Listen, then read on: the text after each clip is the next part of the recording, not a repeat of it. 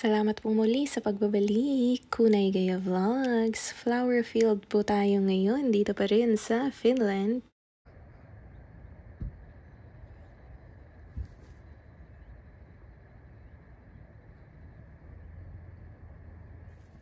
Ito po siya sa Google Maps. Salamat po sa friends na nag-refer. Pumunta rin kami dito pero years ago na. Ngayon lang ulit nagkaka-energyng lumabas. May malapit din namang bus stop doon pero ako naki-carpool nung pumunta.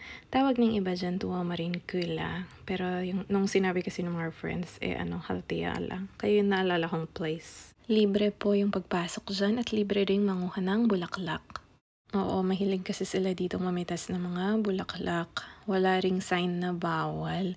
Di parang yung mga park natin sa Pinas. Kasi syempre ang daming tao, diba? Kung lahat naman tos namitas ng bulaklak, edi wala nang natira para makita ng ibang tao. Pero dito, afford ng place na pwedeng pitasin. Kasi ganun kalaki yung field. At hindi ganon kadami yung tao na mamimitas at kukunin lahat na wala nang matitira para makita ng ibang mga tao. Tips sa ibang mga pupunta, maraming bubuyog. Malamang, di ba? Ang daming bulaklak. Nakagat tuloy ako, di ba? Maliban syempre dun sa ibang mga bulaklak na may thorns talaga dyan. Kung dyan ka naglakad sa looban at hindi dun sa trails sa gilid. Kapag sa gilid kasi, syempre hindi mo na makikita yung mga bulaklak sa looban. Natatanaw mo lang. Yung iba pala masyadong prepared. Di ba? May dala talaga silang pangkat ng bulaklak. Hindi lang gunting yung may curve talaga. Tapos yung iba may dalang mga timba, ganyan. Doon ilalagay yung napitas na bulaklak para hindi siya malupaypay agad. Yun naman yung mga tips. Yun yung mga convenient na dalhin kung prepared kang mamitas ng mga bulaklak at hindi lang mag-picture-picture, mag-video, mag-content. Kung trip mo talagang mag-uwi ng mga bulaklak. Kasi yung iba talagang long stem po ang kanilang dinala. Mga timba-timba po ang inuwi nila. Pero feeling ko naman hindi naman greedy level yung mga nakita ko. Yung iba lang talagang isang bouquet lang yung hawak ng mga umaalis. Ayun nga, samot-sari, iba-ibang kulay, mga ganyan. Meron ding mga matitigas dyan, yung hindi lang soft yung petal. Tapos mababaw lang din to, nasa tuhod ko. Short ako, diba? Tuhod level ko po, short na Pinay. Ganun. Tapos yung sa kabila naman mamaya, yung sunflowers, dun yung mas matataas. Lagpas ulo ko na yung iba doon. Again, short po na Pinay. Madami bang tao? Opo, pero syempre sinadya kong hindi sila kunan, di ba? Yung iba mga pamilya, yung iba mga puti, mga local, meron din mga foreign na kagaya ko, mga dayuhan din dito sa Finland. At paano po nakapunta yung mga tao dyan? Marami nagdala ng sasakyan, yung iba nakabike. Tapos may mga taxi din, paunti-unti akong nakita. Pero parang karamihan nakasasakyan po sila. And sabi ko nga nung una, may bus stop din namang malayo para sa mga nagko-commute. And gabi na rin po pala ito. Mga 6 kaming lumabas ng bahay. Tapos nakauwi kami 9 na kasi naka-grocery na rin. Pero matagal po kasi yung araw dito ngayong summer pa rin naman. Kaya kahit gabi na, ganun, marami pa rin tao, namimitas, naglalakad. Ito lang yung place so far na nakita ko dito sa Finland na napakalawak na field at iba-iba yung mga bulaklak. At pwede pang mamitas plus free entry nga. Free entry talaga yung sinabi. Depende rin kasi kung saan ka naka-reside dito sa Finland. May mga friends din kasi kami dati na nagsabi may pinuntahan din silang flower field. Pero nung tinignan ko sa mapa, ang layo kasi. Kailangan talagang sasakyan. Group silang pumunta. Buti naman ba? Sabi nung kasama ko, parang sinasadya rin na mga dinidilig yung mga field. Kasi yung ibang areas dyan, lalo yung kumpulan ng mga flowers, ganun, may basa yung lupa. Kaya parang dinidilig din talaga siya para ma-maintain. Kasi ito ay public park. Okay, Meron din palang mga hayop dito na inaalagaan sa isang farm sa gilid dyan. Pero hindi nakasama sa video. And noon, nung pumunta kami dyan at dun lang kami sa sunflowers, ang dami naman dun mga kabayo.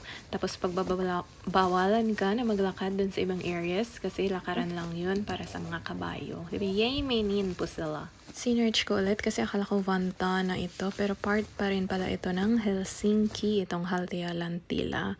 Ang Helsinki po ay capital ng Finland. Nandito pa tayo sa southern part ng bansa na ito. Baka na-attract muna sila dito bago malis.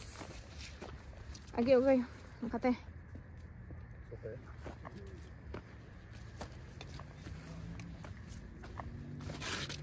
5 minutes na akong nag-retreat. Mga bulaklak. Mam-check ka muna. Ay, phone? Mabaling nga ang garang dito. Sige. Okay, yung trail ng bulaklakis. Daming people. Pwede pong mamulot. Ngayon kami yung Ganesh.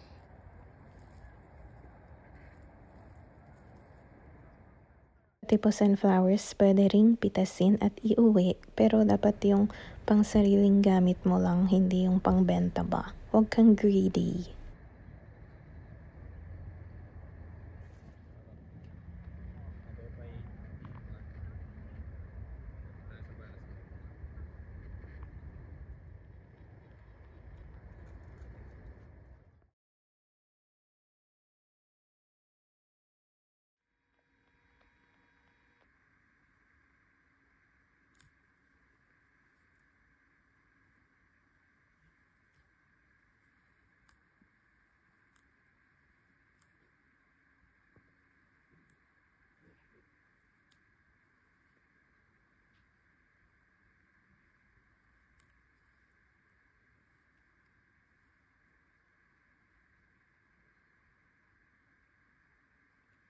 Ayan, ito naman yung ibang mga napitas sa park. Opo, yung park nila na talagang pang bulaklak. Napakalawak na field. Pwede pong kumuha ng bulaklak doon. Sama natin dito sa upload na to or sa ibang link na lang sa description yung content nung naglakad tayo sa field. Mukhang gumamela pero hindi. Yung iba yan lang talaga yung pinulot kasi yung matingkad na pink. May baso lang ng ano yan. Take away. At short stem lang kasi yun lang yung mabilis putulin. Pag wala kang dalang gunting. Ay, siniksik lang po. Nilagay sa tabi ng dining. Nahulog na nga. Isang araw na since napitas. Yeah, for the first time, madami-daming bulaklakis sa bahay. Mga napulot doon sa park. Park siya na malapad na field. Ano ang dumi ng tabi. May oil. Ang clear.